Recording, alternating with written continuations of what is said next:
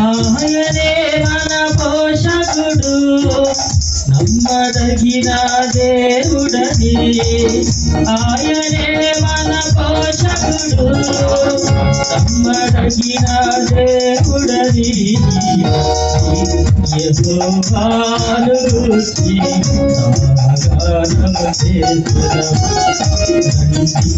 యెహోవాను గూర్చి గానము చేతురం. హల్లెలూయా.